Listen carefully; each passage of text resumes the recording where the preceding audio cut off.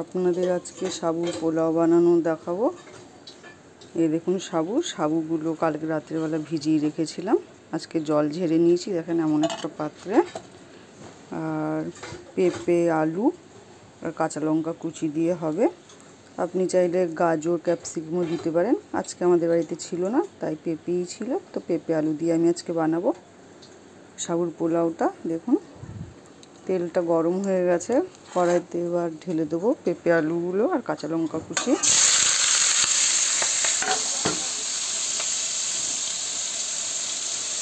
এখন ঢেলে দিয়েছি। এবার এর মধ্যে একটু সন্দক লবণ দিয়ে দেবো।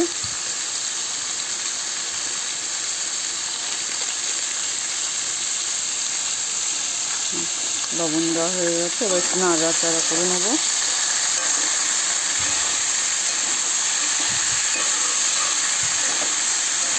এবার এটা একটু ভাজা হওয়ার জন্য রেখে দেবো। এটা বানানো খুবই সহজ,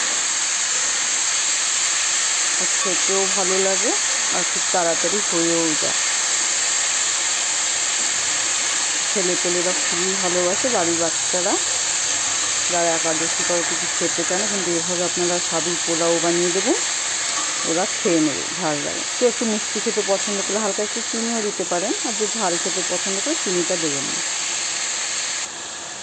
একটু নাড়িয়ে চাড়িয়ে দিতে হবে। দেখেন খুলেই হালকা করে একটু জল উঠবে। পেঁপেটা কচি ছিল আর টাটকা ছিল।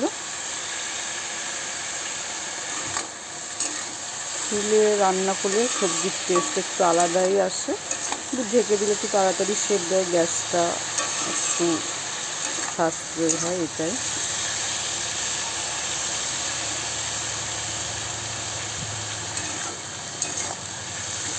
অনেক জল উঠছে পেঁপেটা, আমি আজকে ঢেকে দেবো না,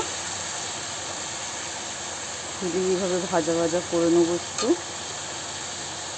আর একবার নাড়িয়ে দিই। দেখুন জলটা শুকিয়ে গেছে। ভাজার মধ্যে আপনাকে সেদ্ধ করে নিতে হবে আলু আর পেঁপেটা।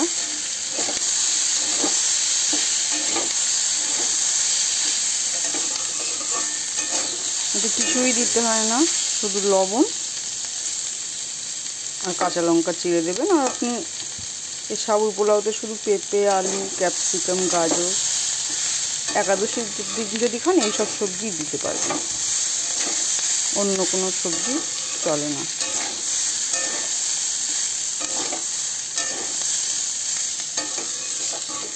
দেখুন জলটাও শুকিয়ে গেছে, সেদ্ধ হয়েছে কি একটু দেখে নেবেন, আর একটু সেদ্ধ হবে। আর একটু ভাজা ভাজা করার জন্য রেখে দিই। দেখুন আর একবার দেখে নিই সেদ্ধ হয়েছে কিনা, নাড়িয়ে নিই আগে। ঢেকে রান্না করলে একটু তাড়াতাড়ি সেদ্ধ হয়ে যেত, আজকে আমি ঢাকিনি। সেদ্ধ হয়ে গেছে।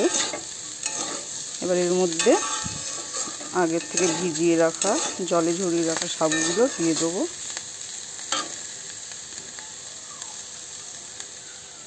সাবু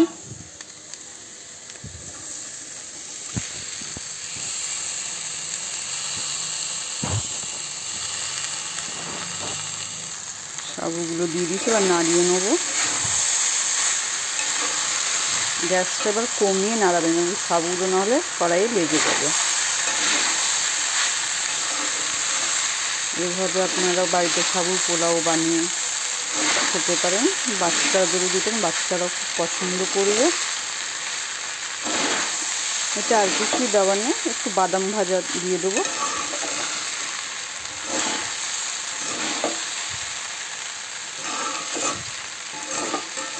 একটু ভাজা ভাজা হোক, মিডিয়াম আঁচে আছে।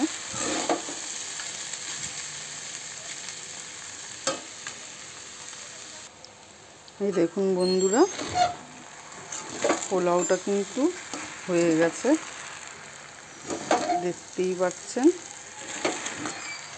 এবার এর মধ্যে ভাজা বাদাম দিয়ে দেবো। আবার একটু নাড়িয়ে চাড়িয়ে নিলেই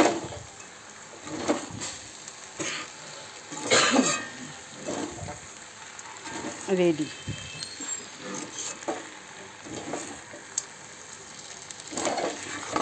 গরম গরম খাবেন, দেখবেন খেতে বেশ ভালোই লাগে। কেমন হয়েছে লাইক শেয়ার কমেন্ট করবেন আর সাবস্ক্রাইব করে দেবেন, যাতে আরও ভিডিও বানিয়ে ছাড়তে পারি। নমস্কার বন্ধুরা।